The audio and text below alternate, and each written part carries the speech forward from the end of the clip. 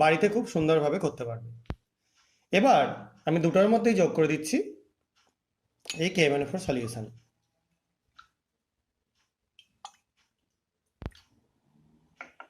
দেখো প্রথমটা পরিবর্তন দেখতে পাচ্ছ, খুব তাড়াতাড়ি একটা চেঞ্জ হয়ে যাচ্ছে, লালচে কালার হয়ে যাচ্ছে। দেখো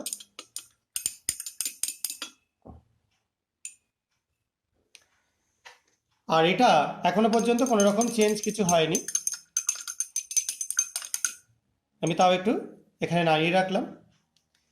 দেখো এটা আস্তে আস্তে রংটা এর ফেড হতে থাকছে। লেবুর রস, তার মধ্যে থাকে অ্যাসকর্বিক অ্যাসিড আর সাইট্রিক অ্যাসিড, এবং এই অ্যাসকর্বিক অ্যাসিড এবং সাইট্রিক অ্যাসিডের প্রভাবে দেখতে পাওয়া যায় কি না, এ স্টেটটা মানে জারণ সংখ্যাটা আস্তে আস্তে পরিবর্তন হয়, এবং এটা দেখো আস্তে আস্তে কমলা থেকে হলুদের দিকে এগিয়ে যাচ্ছে। অর্থাৎ এর জারণ সংখ্যা পরিবর্তন হয়ে স্টেটটা ছিল +7 যখন KMnO4 ছিল, সেখান থেকে আস্তে আস্তে এটা MnO2 দিকে অগ্রসর হচ্ছে, ম্যাঙ্গানিজ ডাইঅক্সাইডের দিকে অগ্রসর হচ্ছে।